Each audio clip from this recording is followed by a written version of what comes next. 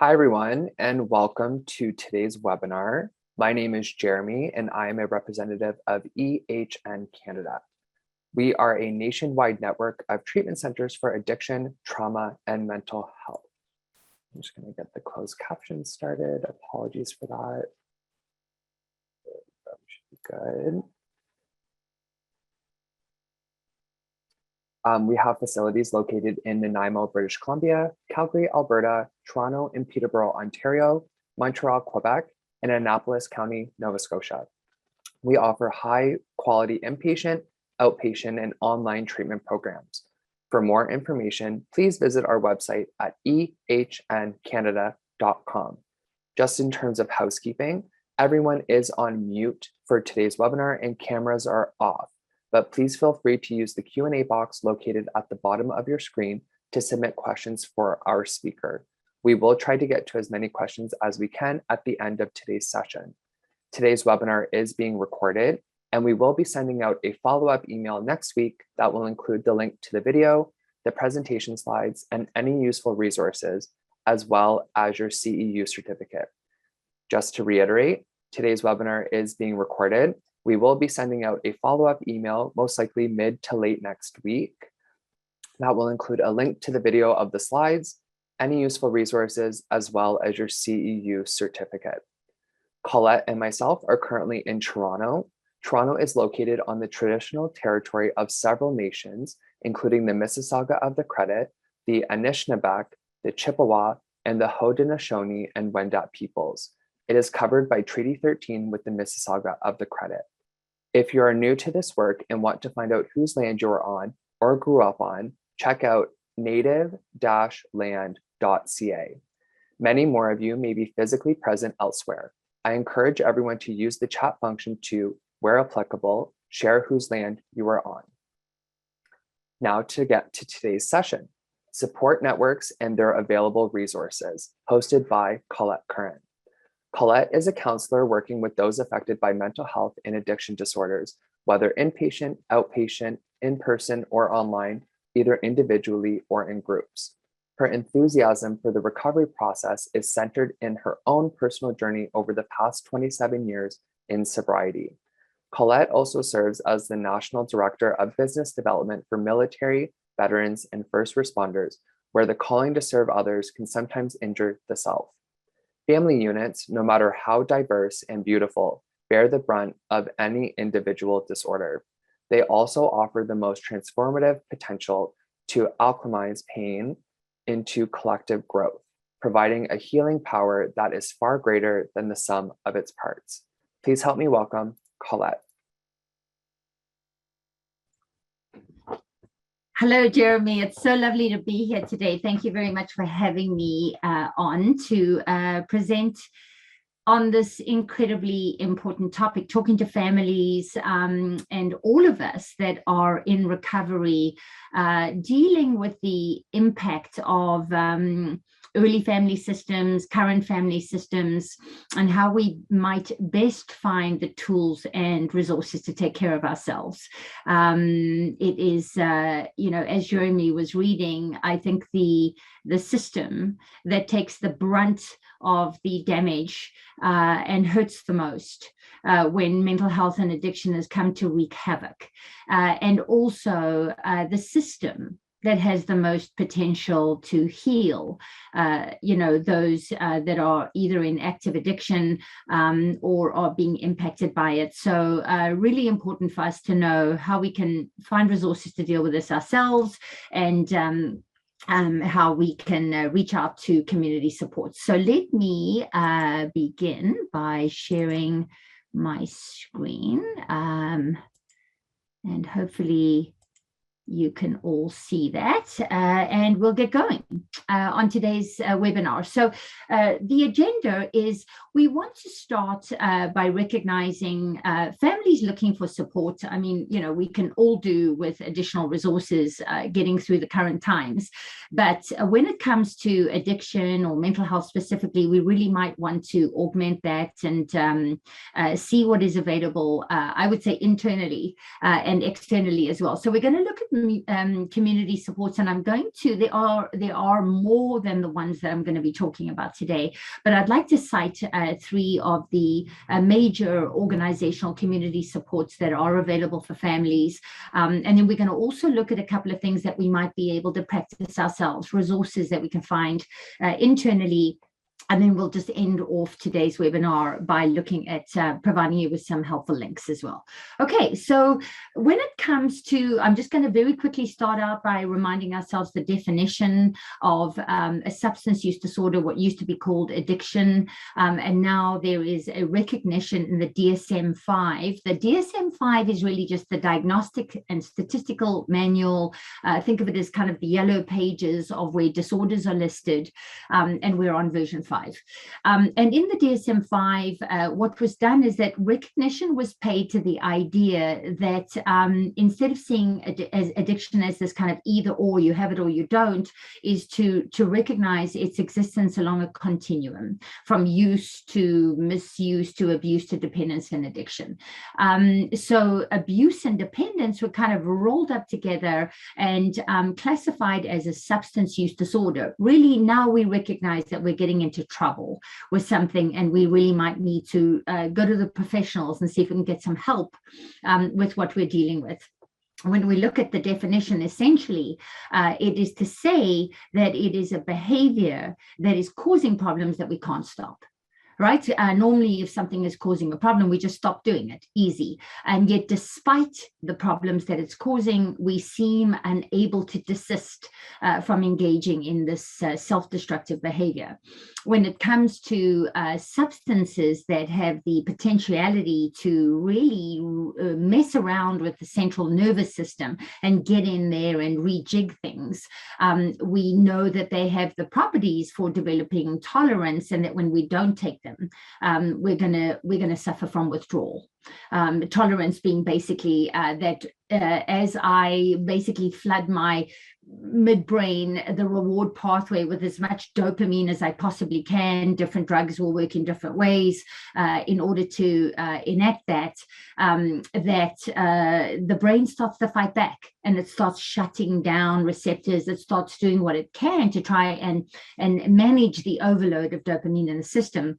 And that's called tolerance. I now need to take this more of a substance in order to achieve the same effect. And if I don't take that same amount of the substance, I'm going to feel it. I'm going to go into withdrawal. So just recognizing what we're dealing with. We also want to know that when we look at the mental health continuum model, that our behaviors, again, once again, really important, recognizing this idea of a continuum, that we move from healthy behaviors to reacting to injured to ill. So if I'm fine, everything's going well, I have balanced and the healthy end of the spectrum, engaging in activities, healthy relationships, and so on. But when I start reacting, I start noticing that I'm developing perhaps some mild anxiety or mild depression. I'm reacting versus responding in my relationships. It might be affecting my performance at work. I see that I might be in trouble. So when do I need to start looking for help? When I'm in this reacting mode, I might decide, look, I think I'm not doing so well. So I might look at getting some counseling, some one-on-one. I might be pre-contemplative or contemplative about looking for some community supports. When I start moving into the injured zone, I might need to engage in something a little more intensive. So this is important because not everybody needs to go to rehab. Essentially, is perhaps outpatient, intensive outpatient programming will be sufficient, where I can still stay in my environment, I can stay in the family system, in my home, but I recognize that something needs to change. When I'm really on the end of the spectrum, where I'm not doing well and I need symptom interruption, is I need to go into a residential setting, usually into some form form of inpatient treatment. And because of its intensive nature and it's removing me from my environment, any decent inpatient program is going to have substantial aftercare support that says when you do go back into your home environment and into the family system, what's that looking like for you and how's that working? And let's check in every week, and let's do that in a group format with others that are, also post-treatment and on the same journey and needing supports. Okay, so last thing I want to say about that is because in treatment for these mental health or addiction conditions, we are always looking at a biopsychosocial approach, what's going on physically, psychologically, and in my social environment. And we know that at the moment, with the impact of this pandemic, we are dealing with a ridiculously negative impact in terms of social factors and what's that's having in terms of its family roles and responsibilities, and so on and so on. You can see it all here, and I think you can all feel it to one degree or another in terms of that impact. And so, of course, we are recognizing that individuals are struggling, that are seeking treatment, and families are battling. They're battling just personally themselves, dealing with their own biopsychosocial factors that go into their sense of mental well-being. But certainly when somebody is really on the injured or ill end of the spectrum and they're trying to figure out how to cope with that, it's going to take it into another dimension. All right, so I mentioned that I want to talk about some of the community resources that are available. And what I want to talk about today is, three organizations that I think you would find most helpful in terms of the family programming and family supports and groups that they run. And I want to talk about the philosophies behind those approaches, and perhaps that will help you to make a decision, perhaps to ignite some curiosity as to how you might look into them and try them out and see if they're relevant for you, but also how they might be assisting you in terms of tools and resources. So Smart Recovery is something that was established in 1993. It grew out of New York. It's now global. You'll find smart meetings wherever you go, certainly in most addiction and mental health treatment centers are just as they have the what most of us know pretty well as the 12-step approach. You will now find SMART meetings taking place as well.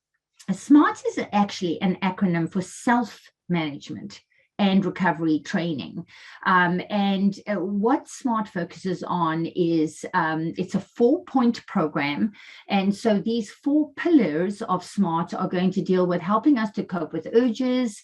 And these may be urges in terms of my need to control, change, or cure somebody else when I feel those urges emerging. What are some tools that I might use that would help me to deal with that? Building or maintaining the motivation to change, right? And managing my thoughts, feelings, and behaviors as they arrive, as well as living a balanced life. What's really important, I think, in recovery is that we want to recover ourselves. We want to regain our own sense of joy. This is really important because I think when we're dealing with somebody who's suffering and not managing well, it's so easy to lose focus on ourselves, right? It's so easy to just drop the oxygen mask and go running to try and resuscitate, somebody else's will to live, motivation to be less self-destructive in ways. And so when we are now suffering, and we've reached a place where we're starting to kind of want to join in on this webinar today or find resources of our own, it's to recognize the importance of actually, I'm now in recovery myself. I need to recover who I am because that's the best way that I'm going to be able to help somebody else. Smart Recovery, as I mentioned, there are groups that run all over the place. And actually, Smart Recovery had a very strong online presence even prior to the pandemic. There aren't as many meetings as you would find in the 12-step program. But they are proliferating, and more are becoming available. And the family meetings and the family support are obviously really key. Again, that strong online presence, I think we've all become more accustomed to zooming in to find resources that we need. And so at least just being able to tap into Smart Recovery Australia, Smart Recovery South Africa, where I'm from, or Smart Recovery Canada, is to avail yourself of these family groups that might be taking place. A Smart Recovery is always going to be run by a trained facilitator. So that differentiates it from the 12-step model, where really what you have is a bunch of people that are all suffering from the same condition, coming together. There are no leaders. There is no hierarchy. There's no funding from outside. Those traditions, they're 12 steps, and they're also 12 traditions are really important in the 12-step model. Smart Recovery is also self-funding. So a hat is passed around essentially to say, hey, can you throw some money in that could pay for the venue that we're holding this in, for the materials that we're providing, and so on. But the difference being that the person running the meeting needs to be trained as a smart facilitator. And and to understand what that means, to deliver some of the tools and skills, and to help the members that are attending the group to practice that. When it comes to the family groups, craft therapy is also incorporated, which is to help with understanding family systems. All right. So Smart Recovery is based on rational emotive behavior therapy, which is really the mother of cognitive behavior therapy and dialectical behavior therapy. And rational behavior therapy is somewhat, Albert Ellis came up with rational emotive behavior therapy, and is somewhat linear in approach, in that it says rational, what I think, emotive will affect how I feel, will then go on to affect how I behave. Ergo, the therapy part of that is to say that if I change my thoughts, I will change my life, because it will change and impact how I feel, and therefore how I go on to behave in the world. And so everything is focused on how can I catch, check, and challenge my own thinking. And if we know, obviously there's not enough time for me in this 45-minute webinar to go into too much detail on any one of these approaches, but if I were to try to summarize Smart Recovery in a nutshell, and I'm a Smart Recovery facilitator, and I run Smart Recovery meetings at our Bellwood Treatment Center in Toronto. And so to summarize what we're doing there is really this ABCDE, if we take nothing else away, is to say that usually I start with C, which is the consequence, which is I'm really feeling angry. I'm so annoyed right now, I can barely stand it. And I always say feelings are flags. So it's flagging to me that something is not okay. What I do then is I go back up and I go, all right, what happened? What was the activator? What triggered this feeling? And then we come to understand that it's not what happened. It's what I think about what happens, right? It's what I believe about what happens. And I'll use a really inane example. Somebody cuts me off in traffic and I'm furious and want to get out of my car, and I want to give them a piece of my mind. Like, who do they think they are? I've been sitting in this lineup of cars for 10 minutes and we all have places to go. And people always want to take advantage and blah, blah, blah. If that's what's going on in my head, that's going to affect how I feel and how I react. So I start to become a private investigator particularly when I've been really triggered and I'm feeling really upset, that I have to check in with what are the thoughts that are fueling this feeling that I'm having. I then go on to dispute those thoughts. And I go, well, hang on, because as an example, somebody else may get cut off in traffic and they just fine. Whatever, let the person in. Like, I'm not in a rush. Maybe it's some kid on his first day at the job, and he's a little anxious and he's already running late and he wants to get there in time. I've been in that position, or that might be my child. Or maybe somebody has a child in the car that they're trying to get to hospital. Just let them in, no big deal. right? So again, it's not what happens, it's what I think about what happens. So I start to dispute my beliefs, which is perhaps everybody is always trying to take advantage of everybody else. And then I go, well, are they? Like, I know some people in my life that go out of their way to show me kindness, particularly when I'm struggling. So I don't know that everybody is always trying to take advantage of somebody else. And maybe this guy is trying to take advantage, but whatever. If I were to live my life, believing that was the case, I'd be a very different person. I'd be behaving very differently in the world. And frankly, I would find that exhausting and upsetting. And so I might therefore see if my beliefs are, when I'm starting to use like always and never, I'm thinking usually in an extreme way, and my thinking is polarized. I'm catastrophizing, I'm awfulizing a particular situation. And so when I start to dispute that, I might see that a more effective belief is to say that I think on the whole, people do care about each other. And we all have stressful days. And it's true that some people take advantage. But I'm going to err on the side of just letting this person in, today, or I'm not in a rush today. So that's how I'm going to deal with it. So we can see that smart recovery is all about let's catch, check, and challenge our thinking. It's very science-based. It's got a lot of cognitive behavior therapy skills and tools. And I'm a big fan of smart recovery because, if we want to get into going and doing we're working with the cognitive behavior therapist. As clinicians, we're all CBT trained. You might want to get somebody who's really specialized in that. Some of the hospital systems will even offer CBT groups. They are often really expensive, or they have very long wait times if they're free.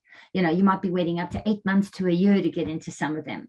And so I say to you, get thee to a smart recovery meeting, because really what you're getting there is a trained facilitator running the meeting and helping to get you to practice your cognitive behavior therapy skills. Now, we come back to remembering that SMART is an acronym for self-management and recovery training. And so the idea behind SMART is that you go to these meetings regularly for about a year, and then you go irregularly for about 6 months, and then you stop going altogether. So, because the idea is that you want to learn how to manage yourself better, and that so over-reliance on the group is discouraged, right? And yet, when you are in the group, there's a lot of crosstalk. There's a lot of, Colette, I heard you were battling with how you lost your temper with your son. I find for me that, so we don't give advice, but we might make suggestions, or we might all decide collectively to work on a tool around anger management, there's so many tools in smart recovery. And as I mentioned, there's kind of 4 pillars that it's based on, and we might be focusing on how to actually find the motivation to change, or it might be that I'm coping with my urges to want to fix everything, and what are some great tools for that. It might be that I'm bored and restless, and I'm always looking to control other people because I don't really have that much to do in my own life. And so maybe I need to balance my life a little more. Maybe I should look at getting a hobby. What is a change plan worksheet that I could work on that would help me to identify an area of interest and to decide how to make a specific, measurable, attainable, realistic, time-sensitive goal around that, and remove any barriers to achieving it, and look for supports to be able to achieve it, and so on. So great tools, great program, a huge resource for family members who are looking at behavior change, and they're looking at the way in as addressing their thoughts, which have sometimes become a little hardwired to have to fix control, change, cure, as we often say, right? Other people, and that I might want to check in on myself, that is my belief, and that everything is going to fall apart unless I do that. All right. I then want to go on to talk about the 12-step model. And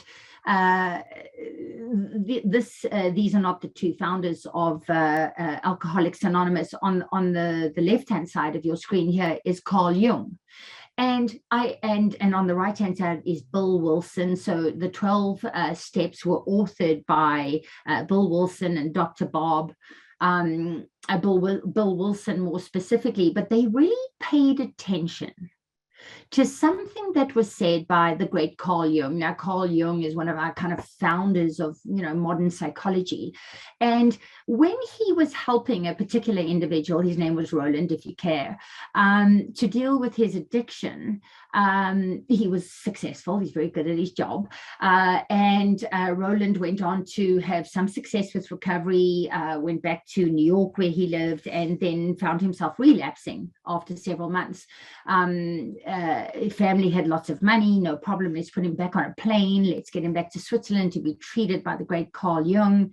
And Jung sat down with Roland and he said, I don't know that I can help you. I'm not sure that I have the goods that is going to be able to help you.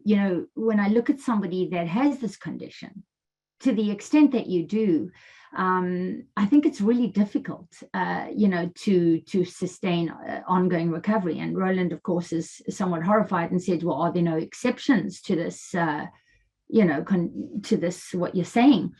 And Jung says, there are.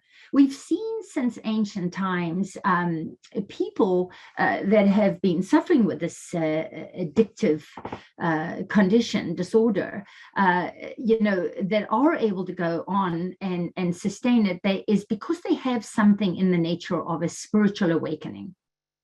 And what Jung meant when he referred to this spiritual awakening was that there needs to be a fundamental shift in my beliefs and motives and values, the things that drive me in life, my sense of meaning and purpose. And that without that happening, it's going to be difficult to keep it going. So when Bill Wilson sat down with Dr. Bob and they decided to author the 12 steps, they were really bearing this in mind. And they were saying, well, okay, if he is saying that a spiritual experience or awakening of some kind is really fundamental to keeping this thing going, then how do we kind of write a recipe for that so that you can get you one of those? Hence, by the time you get to step 12, having had a spiritual awakening as the result of doing these steps, we go on to practice this in all our affairs and to pass this on to others, right? So let's take a closer look at the 12-step model, because while I'm talking about this in terms of Alcoholics Anonymous, Al-Anon is the 12-step model for families, right? So it's the exact same 12 steps. It is the exact same recipe for success. And so let's take a closer look at that recipe. The idea inherent in the 12 steps. And, I really do feel passionate about the 12 steps. I'm a big fan of the 12 steps. I'm a big fan of recovery. I'm a big fan of anything that works. But I do feel that the 12-step model, Al-Anon, AA, and of course, I think there are about 520 different derivations of this Al-Anon, or for AA, Cocaine's Anonymous, Nicotine's Anonymous, Narcotics Anonymous, Codependence Anonymous. There are many iterations of the 12-step model. Is that it hasn't necessarily been seen as evidence-based practice. It's more like practice-based evidence, but where's the proof in the pudding? And most recently, coming out of Harvard, John Kelly has been spearheading, for those of you interested in looking at the research background on this, you can look into the Cochrane papers, which actually indicate that the efficacy of 12-step facilitation, TSF, as a modality and treatment, is in fact more effective than CBT. So it is now kind of gaining attention as something that needs to be taken seriously for those who perhaps have tried to eschew that in favor of these more short-term popularized modalities like cognitive behavior therapy, dialectical behavior therapy, to say, well, actually, perhaps this does work, and perhaps there is something in this that will be helpful as a resource. And let's say right off the bat that the 12 steps were written in the 1930s, and it's archaic language, it's gender insensitive, it's trauma triggering, it's written in the Queen's English. And yet, if we can get beyond all of that to find the 12 pearls of wisdom that are buried in each of those 12 steps, I promise you'll be the better for it.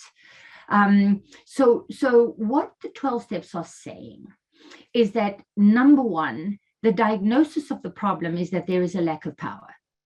Admitted that we were powerless over alcohol. So as family members, it's to admit I am powerless over this addiction in the family. This is something I have tried to control. I've believed that I can be the support in this person's life, or I can set them straight, or I could tell them what to do. And I have reached a point in my life where I recognize that I'm powerless over doing that, and that my life has become unmanageable, probably unmanageable as a result of trying to do that, right? And so the first step in this approach is to say, we must recognize that we do not have the power to effect the required change within our limited human capabilities. So this is important, because if we still believe, but you know what, I'm going to phone somebody because I think they know somebody and they'll be able to, if we still believe that we are the ones who can fix this, then why would we turn to this program for support and help? Because it is requiring us to surrender, and that's huge, right? That's ego death. That's to recognize I can't do it. The good news is that the prescription of the solution says there is actually a power that can help you with that. And that power is spiritual. And by spiritual, we mean it is beyond your limited human capabilities. It is a power that is really a spiritual power, is very difficult to define. It is going to have a different definition for everybody. Sorry about that. And yet it's to recognize that it is a power that is bigger than me. And in step 3, it says, are you prepared to give that power a go? Will you give it a try? Because the idea is that an over-reliance on self, on my ego beliefs about what it is that I can do, and my capabilities of one day being able to get that right. And of course, we've all seen the mind-numbing devastation that can occur in the life of an addict who believes that one day they're going to be able to control their drug using and their drinking. And hence the requirement to surrender all belief that there is an ability to do that with one's own resources. And then to recognize there is a resource that I can tap into. And can I recognize that my determination to rely on myself is the very thing that will prevent me attempting to rely on this source of power? So those first 3 steps are everything, and that's why often we hear people refer to this the 3, step 1, 2, 3 dance. It's like because relinquishing that power feels almost impossible, very difficult, to something that at this point in time is pretty unknown. Spiritual power, what the hell is that? Is that religion? Definitely not religion.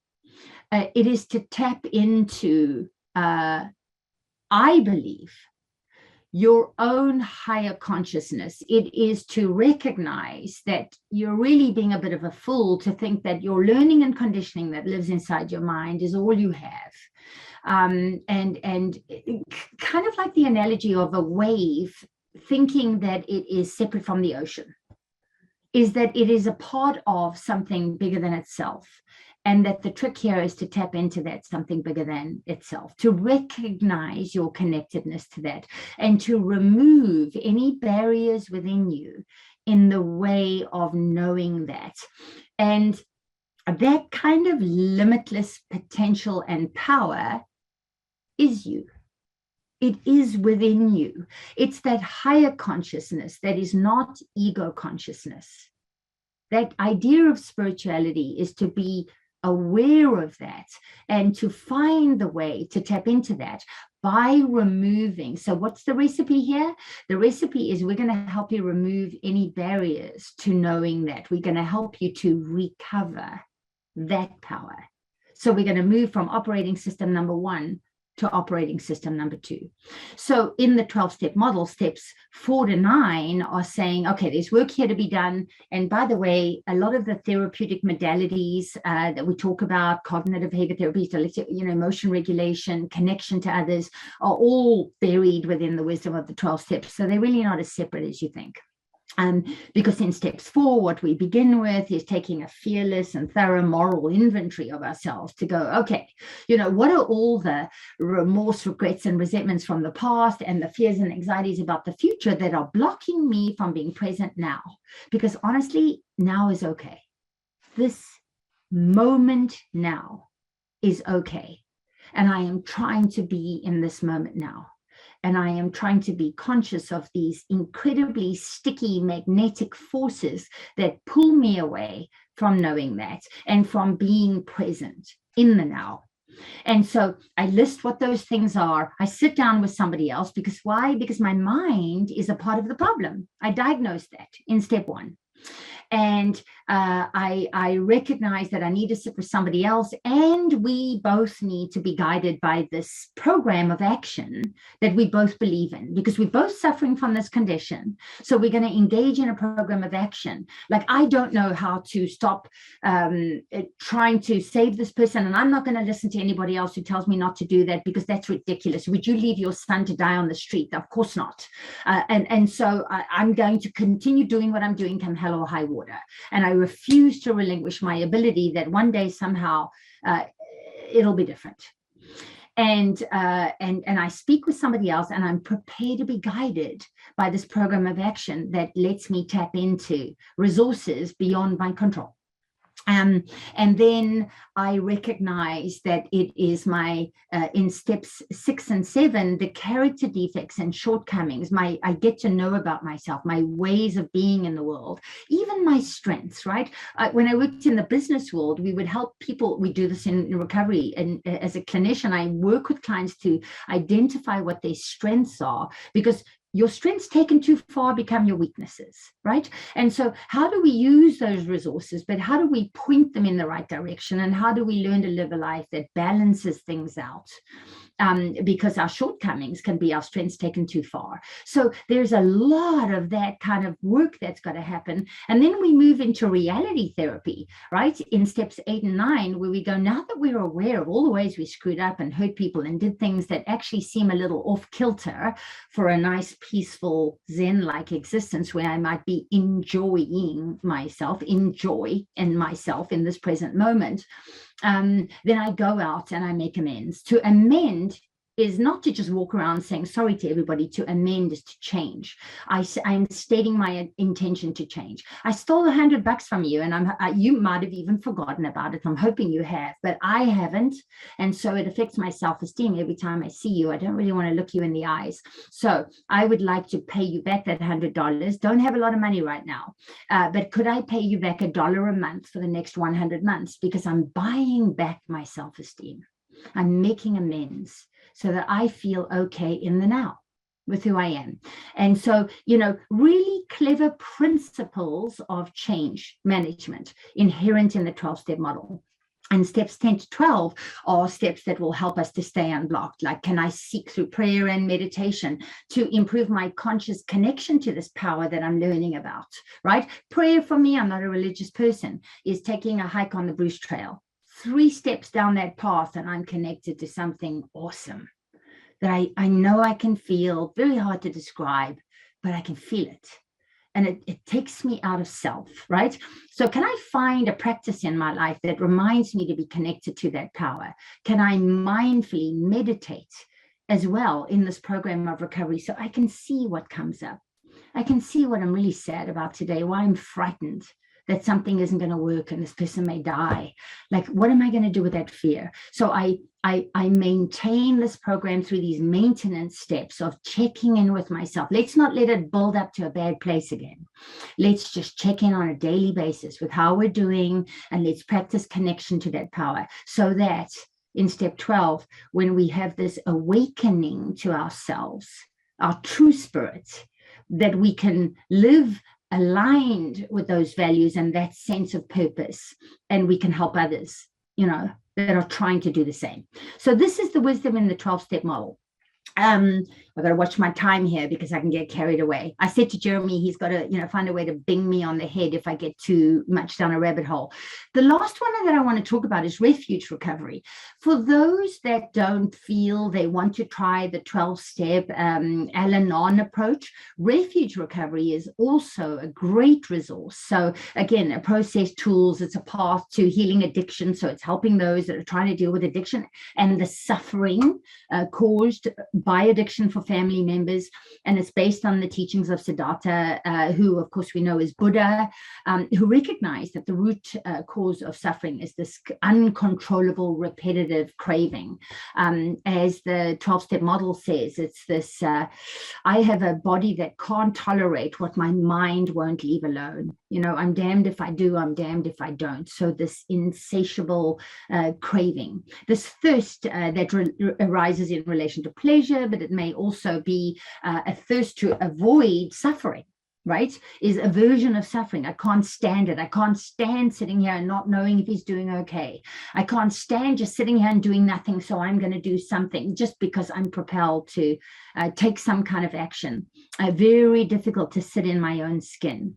So this same thirst of the alcoholic, the same craving as the addict, and the same attachment as the codependent is what this program is also designed to help with.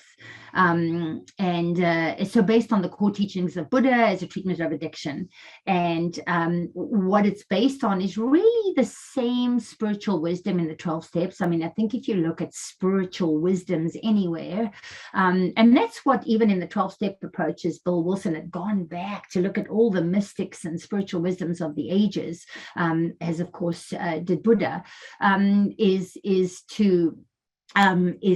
really the same thing. I mean, you're going to find the same spiritual principles, to me, really just wrapped up in a different way, but it may be a way that is more digestible for you. So go there.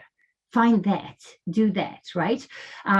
So refuge recovery based on the 4 noble truths, which is addiction creates suffering. Second truth, the cause of addiction is this repetitive craving. And the third truth, that recovery is indeed possible, right? As in step 2, to realize that there is a power, there is something that is possible that can help me with this. And the solution in refuge recovery is built into the 8-fold path. So the 4 noble truths, the 8-fold path for anybody with familiarity with Buddhism is to see that the understanding, intention, speech, community, actions, livelihood or service, effort, mindfulness, concentration. We're really talking about needing to visit with these same things and focus on them in our recovery. So I've talked about, before I go on to that next slide, I've talked about being able to get into the head and catch, check, and challenge my thinking, and use a lot of evidence-based practice, therapeutic modalities, that we're all hearing about, that are necessary when you want to get accreditation for a treatment center to say that you're adopting, some of those programs to help people because they're effective. The research says so. This is good. This is very effective, and it's teaching me how I can find these skills and resources. And then we have these approaches that talk about spiritual wisdom, that talk about needing to figure out for myself the biggest scheme of things, like what the hell am I here for, right? Call it man's search for meaning, because that's what it is what is my true purpose? What is it? Let me understand my hierarchy of values and then see whether my actions are aligned with those. Figure out what's important for me, stand up for that, align with that. And this is what will help me to keep this thing going. Like, it seems that those kind of standard odds, and nobody's better at kind of addressing that than Gabor Mate with this wonderful quote that I found by him. Gabor Mate is a medical practitioner, works on the Lower East Side, Vancouver. He's written tremendous books on recovery, on addiction, on trauma, a lot of work on trauma specifically. The Realm of the Hungry Ghosts is a great book to read for anybody interested in looking at his work. But he tells us that spiritual work and psychological work are both necessary to reclaim our true nature. Without psychological strength, spiritual practice can easily become another addictive distraction from reality. Conversely, shorn of a spiritual perspective, we are prone to stay stuck in the limited realm of the grasping ego. Even if it's a healthier and more balanced ego, our soul needs for meaning and connection remain unsatisfied. Therapy strives to make the deficient self stronger by uncovering the sources of a person's emotional pain and releasing the rigid defensive patterns built against it. Spiritual exploration plows the same ground, but is less concerned with fixing or improving things than with rediscovering what is whole and has not been absent, just obscured. This idea, as espoused by Thich Nhat Hanh, who died recently, that which you are looking for is that which is looking. It's already within you, that power. We're going to return to that. We're going to remember that. We're going to recover that. Really important to spend some time contemplating the spiritual communities and supports that are available when we're trying to alleviate our suffering, and we're trying to find not just resources, but community, right, that we can connect to do that work. All right. I now want to move to talking about, these are the kind of community programs that I think are very helpful for families. And I just want to talk about our own inner resources a little bit more too. And this idea of self-care, right? Self-care is an attitude. It's about caring enough about you to take care of yourself. Self-care is also about how, we teach other people how to treat us, right? And so we learn, how do we want to be treated at work, in our families, with our friends? Are we okay setting boundaries? We'll talk a little bit about boundaries, and recognizing that we don't have endless reserves of everything to give. And I think as clinicians, this is something we can very easily suffer from. This, and as family members who are caring for somebody who is suffering, is there a greater force in the world than wanting to save a loved one from themselves, right? And it is so powerful a force that we can so easily get lost, right? And this returning to self-care, to recognizing the importance of myself, to putting the oxygen mask on, to knowing what it is that I need so that I can be strong, so that I can, have people come and drink from the well, right? Like eventually, if the well runs dry, there's no water in the well. And so self-care is really a very effective way of caring for others, right? Is beginning with the replenishing of the well. I want to talk about the concept of self-compassion, because it's a little different to self-care. And Kristen Neff is the guru on self-compassion, has written some brilliant books on it. I would recommend them all. And she talks about self-compassion as being made up of these three very important elements: self-kindness, common humanity, mindfulness. Like, if we can't do this work with some self-kindness, then forget about it, because we're going to just be flagellating ourselves. We're going to just not, if we can't do this kindly, we can be very hard on ourselves, can't we? Right? Like, things we wouldn't dream of saying to a friend is how we talk to ourselves, or it's like watching a baby try to learn. We're in foreign territory here, man. This is not a land we ever hope to be in, right? To be traveling through. And we are stumbling. And we are falling and we are failing in so many ways. We would not say to a baby that was trying to learn how to walk, well, that was pathetic. Like you took 2 steps and fell down. Like that's not even walking. Like we wouldn't do that, right? We would encourage and we would applaud. We would be kind. We would be comforting, right? And we need to learn self-compassion. We know the idea of compassion for others. We understand what that's about. We battle a little bit more about the incredible necessity to apply that to ourselves. If we need to do this work with kindness, right? We need to recognize our common humanity. And that's why when I talked about those community resources, please don't sit in your room, on your bed or in a chair trying to do this alone.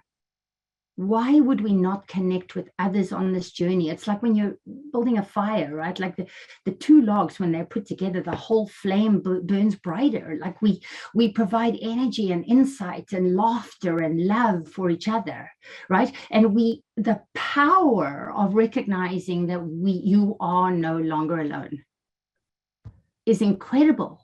Right? To see that other people are battling with the same thing, to be able to laugh about, like, you think that was bad, what you did, you want to hear about how I handled this situation, and we can laugh and we can find access to that kindness. So understanding I'm not alone, I'm not the only one in this boat, other people are going through the same thing, very powerful.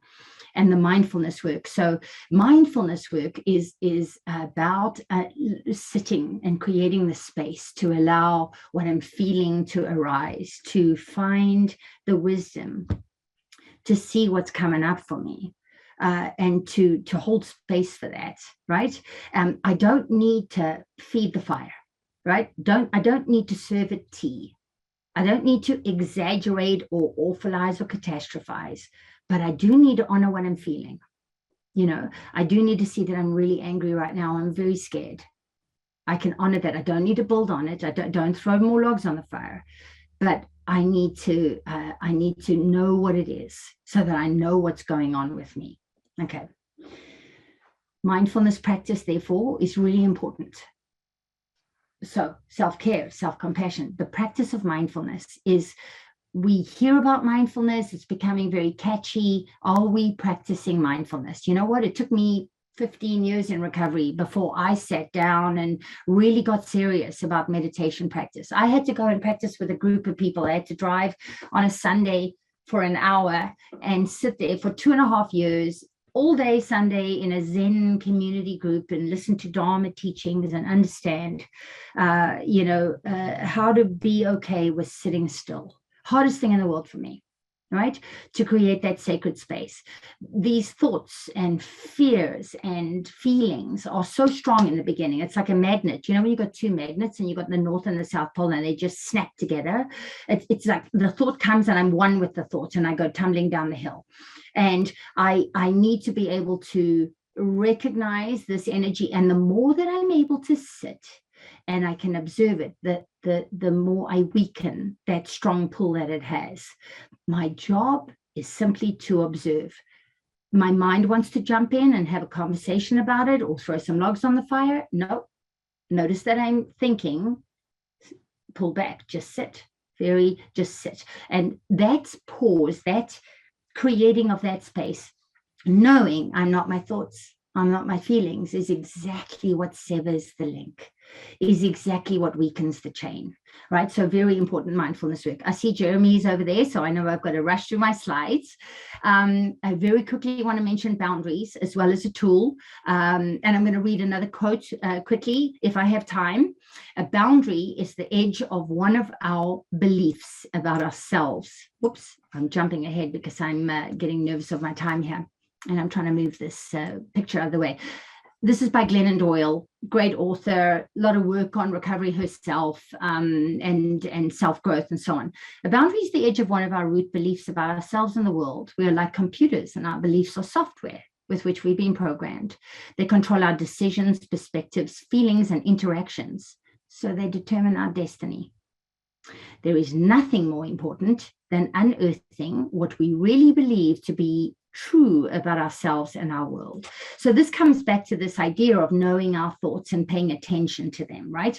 And once I know what I need, and that what I'm feeling is rational, I learn to set boundaries around that. And we've got a whole different webinar we can run on boundaries. And we do a lot of this in our family program work for anybody who ever does any of the EHN family webinars. But it starts with me, my fundamental bill of rights. I need to recognize I have this one wild and precious life, and I'm the custodian of it, and I need to take care of it. You can't move past this step one either until I know that that's important, that I do that I recognize that I'm not going to do the work. Then I identify my emotions and what I'm feeling, and I decide where I need to draw a line in the sand. And once I know what that is, I can't expect you to be a mind reader. I need to assert my needs. If you, I will, right? There's a great way of communicating about that. If you do, I can't make you do anything, but I can communicate to you what I will do. Always, if you, I will. I let you know you're not a mind reader. And then I stay with it because I did all the work of finding out that I'm important, knowing where my limits are, communicating that to you. And I need to stay consistent. I need to listen to my instincts if people are trying to like manipulate my boundaries or exploit them. In the words of Robert Frost in the Mending Wall poem, good fences make good neighbors. These boundaries help us to get along because we know where I end and you begin. Boundary work is really important. The last thing I want to say is loving kindness, right? Ties into that kindness we talked about in self-compassion. And maybe keep these words for yourself and write them down and say them often. When you're struggling, when you're hurting, sit mindfully, just find a space, sit down, put your hand on your heart. May I be safe. May I be peaceful. May I be kind to myself. May I accept myself as I am. Or perhaps may I accept my life as it is. Loving kindness. Practice that, please, in all your affairs. Okay, and then I've provided a bunch of links here that Jeremy will be sharing the presentation after that he'll be able to provide. And I think he's desperately trying to get me to leave some space for questions. Yes, thank you so much, Colette. And I will link all of the provided resources in our follow-up email, of course, as you mentioned. But yeah, lots of questions. So we'll try to hit a couple. So what would you suggest to family members who are now angry at the recovering client? Right. And the anger is what we're talking about. It's to recognize that this is my emotion that I'm feeling and to do the work. And this is where, like, for instance, in SMART, when we had that A, B, C, D, E, right? C, the consequences. I'm angry, man. I'm really mad. So what's going on? What made me angry? What was A? What was the activator? Well, they did such and such. But what is my belief is that they should never do what I told them not to do, or my expectations that everybody, like, was it perhaps I dispute what my belief is to see if it's even rational so that I could potentially replace that with a more effective belief. Right. And I can just kind of calm down all the heat and energy around my anger. And of course, there's a lot of anger when people have been involved in addiction and they've been lying or cheating or stealing. And yet this is the work of recovery. When I recognize, oh boy, I am in recovery myself, and I have to become a custodian of taking care of what's going on inside my hula hoop, right? Not inside my hula hoop. I'm angry. I need to deal with my own emotional climate right now. Yes. So I guess kind of going off of recovery too, what stage of addiction and how can a recovery coach help? Recovery coaching is a more recent phenomenon, and I think very helpful for a lot of people. I don't really know how they're tied to the particular stage of recovery. Honestly, whatever resources you need and when you need them is go for it. They're extremely helpful. So somebody maybe say, I'm wondering if they're thinking about where are they on the continuum of perhaps a substance use disorder? And is a recovery coach going to be sufficient? Start with a recovery coach, see how that works, right? And if that is effective for you, that's great. And if it's not, then you know, oh, okay, perhaps I need to do an intensive outpatient program.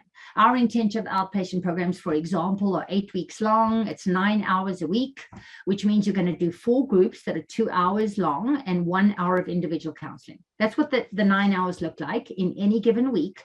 You're going to do that for 8 weeks. And then you're going to do 10 months of a weekly aftercare group. Maybe you need that, more intensive support. So sometimes people do that. They come into our intensive outpatient programs and that doesn't work. And then they know I need to go for a stay of execution, really. I need to go into a residential setting where I am going to have symptom interruption. I'm removing myself away from temptations and so on. So I think for I want to say for everybody it's different, but I think it's sometimes we don't know where we are, or we're still in denial about how bad it is.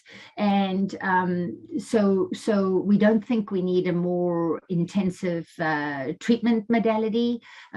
Again, just start somewhere. I'd say action has power and beauty in it. Take action, yeah. Yes, yeah, of course. So we have time for one more question.